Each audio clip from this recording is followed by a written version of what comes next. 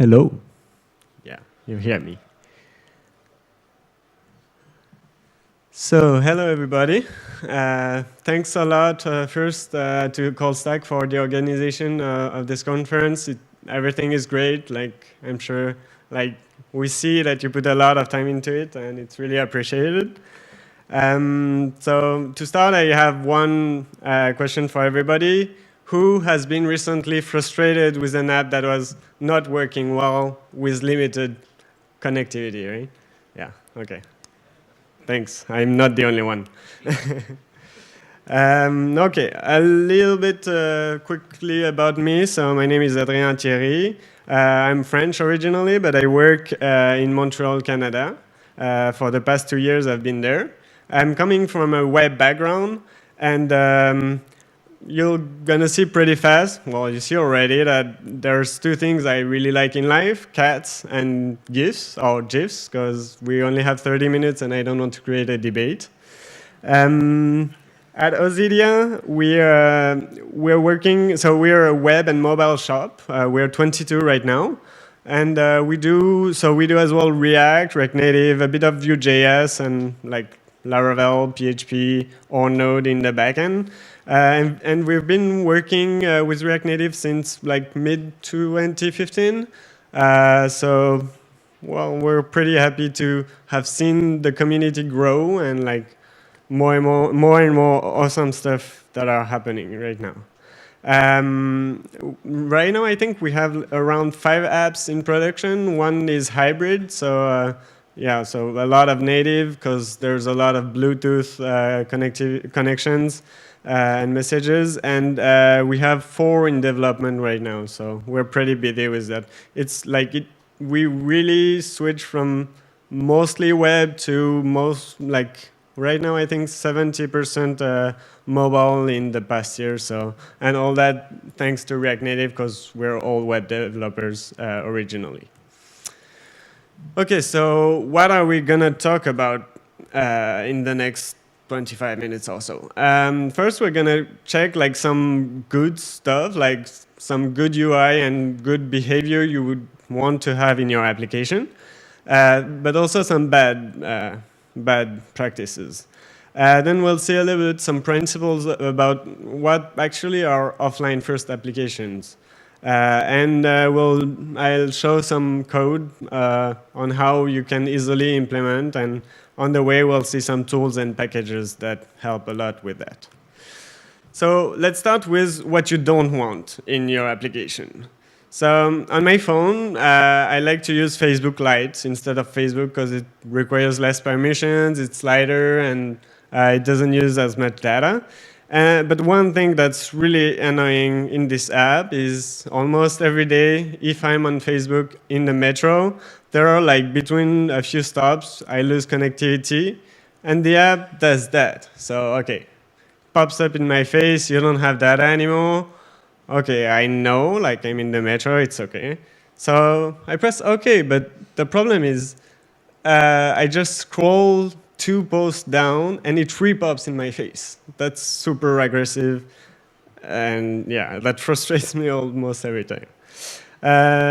So yeah, pop-ups, overlays, I don't think they're a good solution to like notify or tell your user that you're out of connectivity. Another thing that happens sometimes is that the app doesn't show anything anymore. This app, for example, even after getting data, like network connectivity back, just shows an infinite loader. And I couldn't even tell you which app it is because I don't remember, and there's no sign of what app it is. So show nothing is not a good solution, and maybe even worse, like show only errors. No, nobody wants that. Another use case that happened to me recently was, so this app Kijiji, it's a bit like Craigslist in Canada, so you can like buy stuff from other people or sell your old stuff. And when you open it being in airplane mode, so without data, it just forgets a bit everything about you. But it's been a year that I've used this app for a year, and like you don't remember who I am, like screw you, kind of. Um, yeah, so now let's look at some things you want to have in your app so it feels good. The first one is try to keep the user at home, like give him good points of references, well-known parts of your UI, so he's not lost. Like he knows what app he's in, and that's okay. And like you can still have a lot of things working even if you don't have connectivity. For example, that's the Airbnb apps. You see that like most of the time when you open the app as a traveler, you're gonna search for a place to stay for you and your friends. And so you still have this part of the UI. Of course, if you try to use it, it's not gonna work, right? But you know, like this green is the Airbnb app, you have the logo on the bottom, and you can even navigate in some of the parts of the app, right? So another thing you want to do is inform the user. So there are different ways to do that.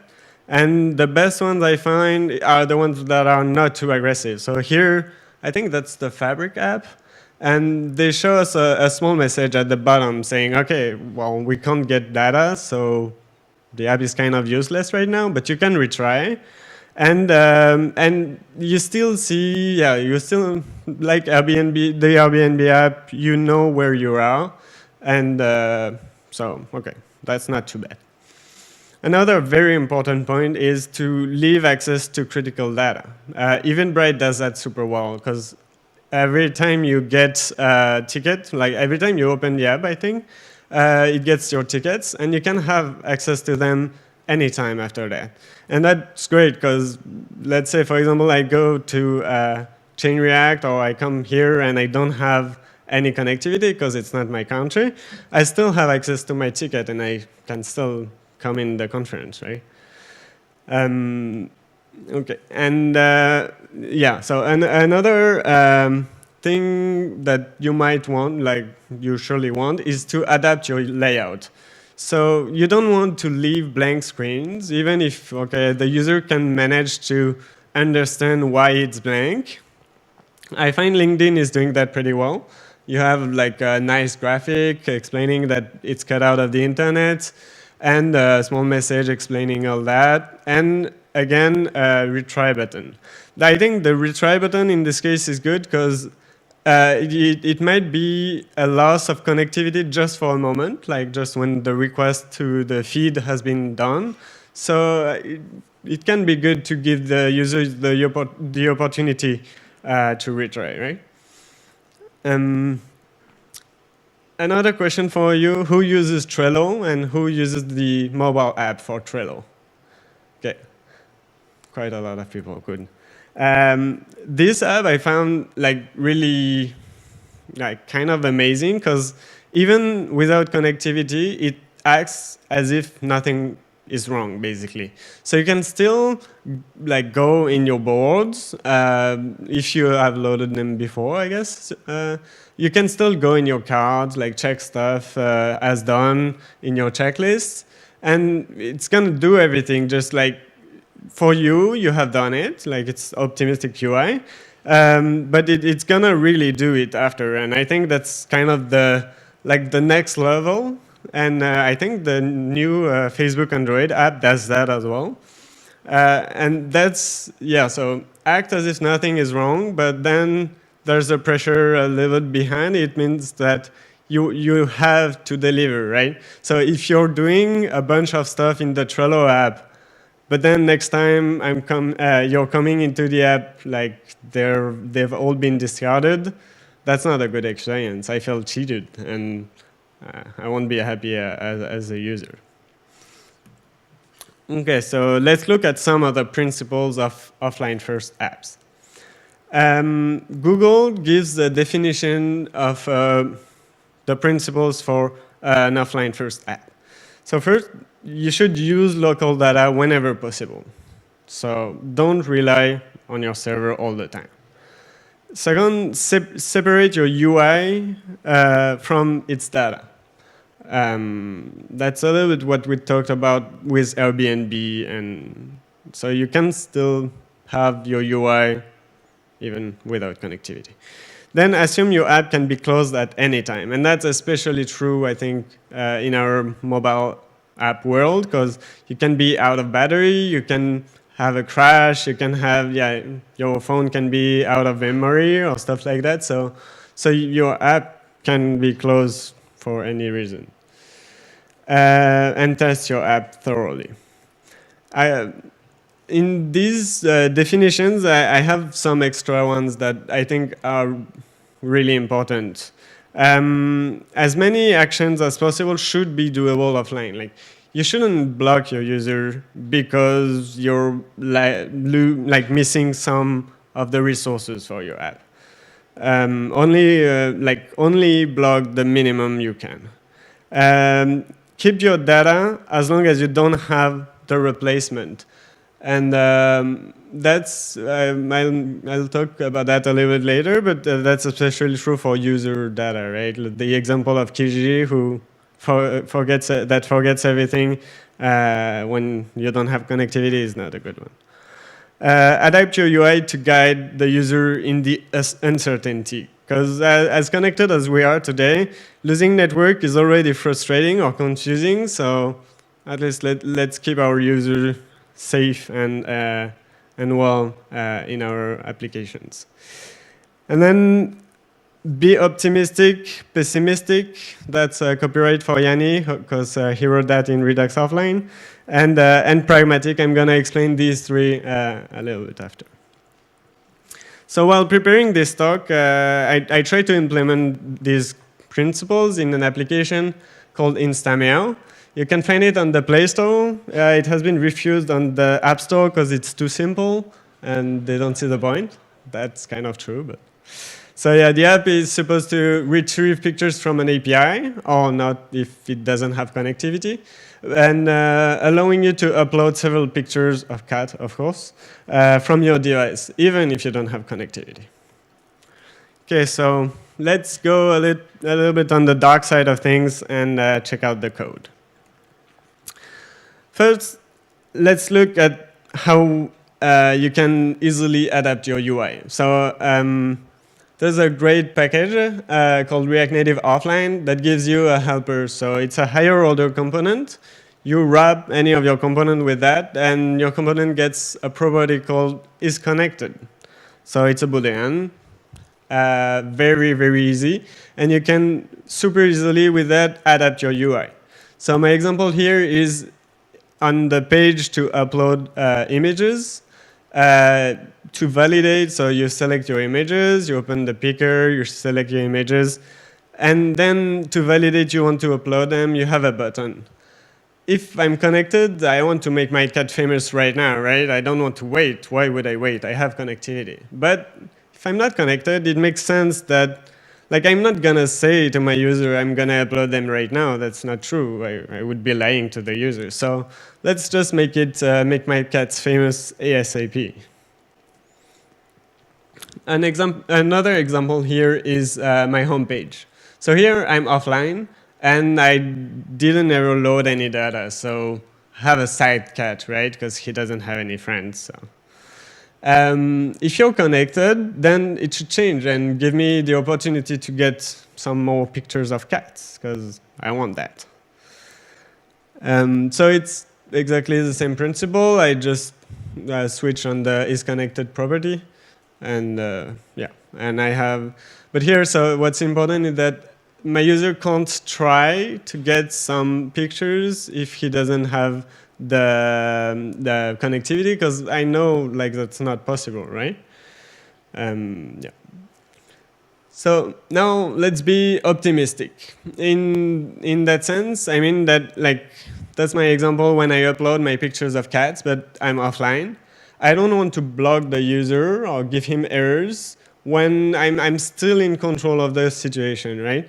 I know I don't have network, so my app will not try right now to upload the cats. That's why it's gonna try as soon as possible. So in this case, request fulfillment is optional. First, I'm gonna add the images locally, so I'm gonna store them in my Redux. And then only I'm going to try to send them. And so as soon as I have them in Redux, I don't need to keep my user like stuck on that page. My user can go back on the home page automatically because he doesn't need to do anything anymore on that page. And we're going to show him that everything is okay, it's under control, it's going to go up to the server when we'll have connectivity back. Then let's be a bit pessimistic. So what I mean by that is you want to, it's again about my images, but also about my user. I want to always store everything that's supposed to go to the server locally first. So my first example here, I hope it's not too small for you, is that so when I open my app, I'm gonna set the user locally, and then I'm gonna try to update it or set it on the server. And same thing, for my images, I store them locally. So even if my request fails or if, and after only I'm trying to send my images. A really good things I found to make that easy is to use kind of transactions on my Redux actions. So here I have my 3 main actions for adding my images. The first one is that I'm going to add an image. So that's going to store it locally in my pending images. So I execute my intent is to add an image. Then if my request goes to the server and it comes back with a success, okay, perfect. So I remove my image from the pending images and I put it in the feed, right? Because it's been uploaded. Everything is nice.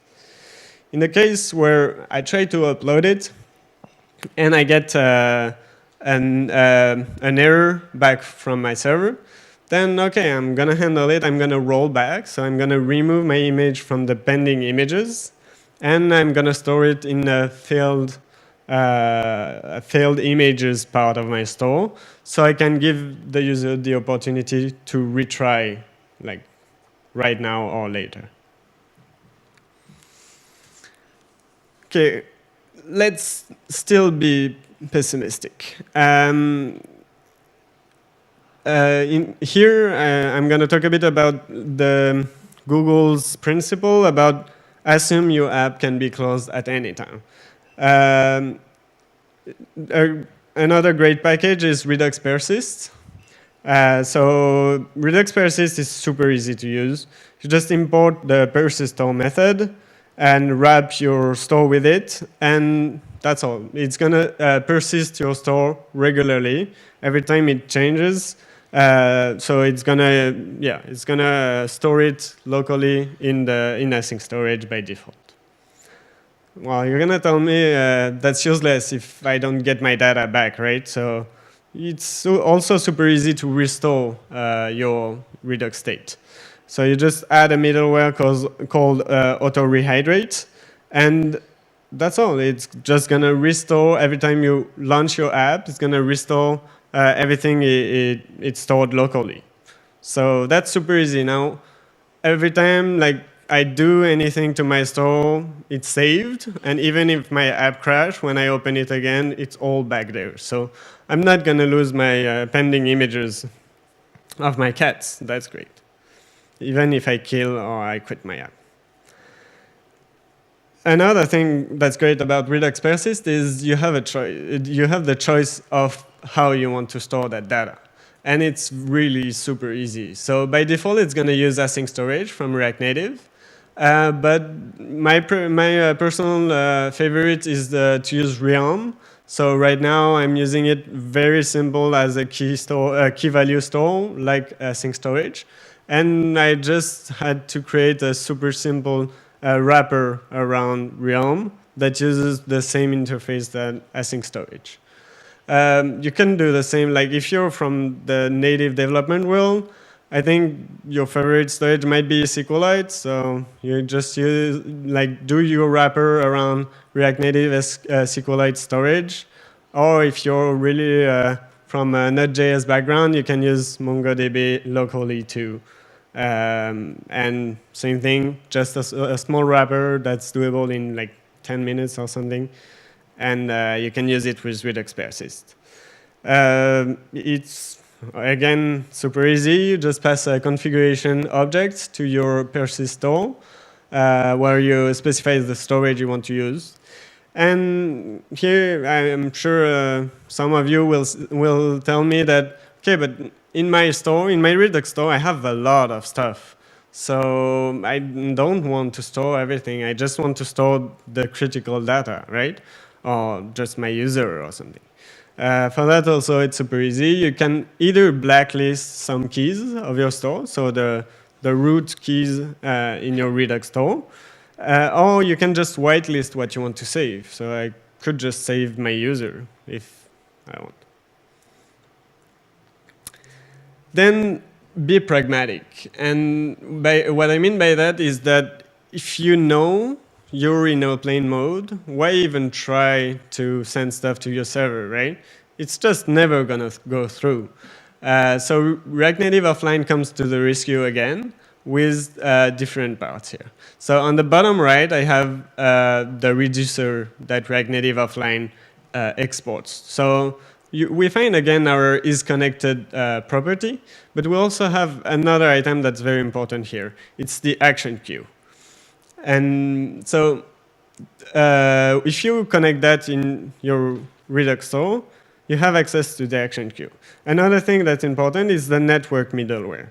So you can create a network middleware that's going to work with your thunks or your actions. So basically, by adding metadata to your action or your thunk, you can tell the middleware to catch these actions, put them in the action queue, and only try to start to dispatch these actions when you know you have network connectivity.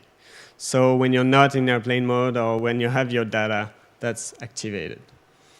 And that another aspect of that thing that's really great of that middleware and that system is that you can specify actions to cancel these queued messages, right? These queued actions or things.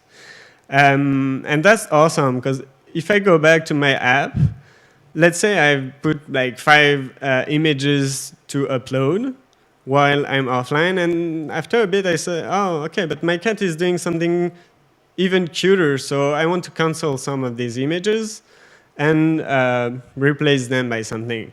Well, that's as easy as dispatching an action. So here I'm just creating an action for each of my image, so a unique action. And if I dispatch that, my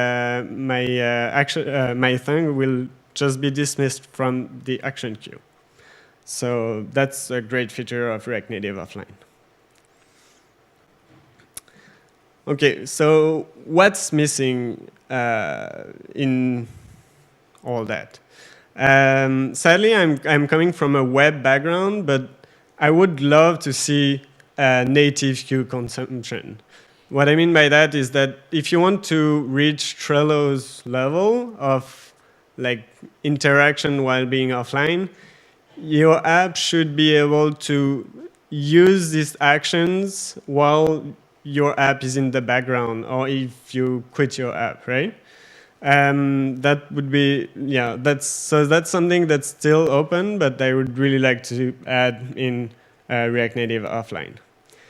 Another thing that I think might be important, anyway, in my case, I would like to have that, is that there's a difference between network access and connectivity to my server. So React Native Offline, again, gives you a parameter that's a ping server URL. So you can customize it to detect network changes based on your server URL. That makes some sense, because let's say if your server is down, okay, that's great, I have internet, but I can still not do anything in my app, right? So that's something I started to add also, and that's actually in Stemeo. That's what we do. We check the connectivity regularly to the server and not just the connectivity to the internet. And a package that I really wanted to talk about is Redux Offline, so done by Yanni. And I think it has a lot of potential. So the README is awesome. The concepts are really well explained of offline first and like doing optimistic or pessimistic, optimistic UI or being optimistic and pessimistic, not block your user. But right now, it's not ready yet for production. Okay, so try when you're doing your app in React Native, try to be optimistic with your UI. Don't block your user. Try to be pessimistic on your requests, and pragmatic. Don't try to send requests if it's useless. If you know they're gonna fail. Try to adapt your UI to keep the user, show to your user that you're in control and that it's okay to not have connectivity. Your app is in control and everything is gonna be fine in this uncertain moment. Save your application state locally and often. So that's super easy with Redux Persist, but if you're not using Redux, you might have to do that by hand, but it's still fairly easy, right? And do it often. And then to finish, trust your device, not your connectivity. So one more thing I wanted to talk about is that at Auxilia, we really want to give back to the community. So we're launching today a program called React Native Need. The idea is that if you have missing components or big issues or complex issues that you're not able to fix, you can propose them on our website. And then the idea is that the community votes for the one that are the most important, the one that the most people need. And then we'll dedicate time every week to work on these and, of course, publish them open source. So it's brand new, but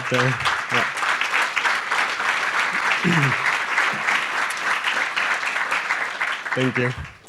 And the last little plug is that once you have a great app, just deploy it like a boss with Fastlane. And to know more about that, my colleague Philippe is going to talk about that a bit later at 4:30. Thank you.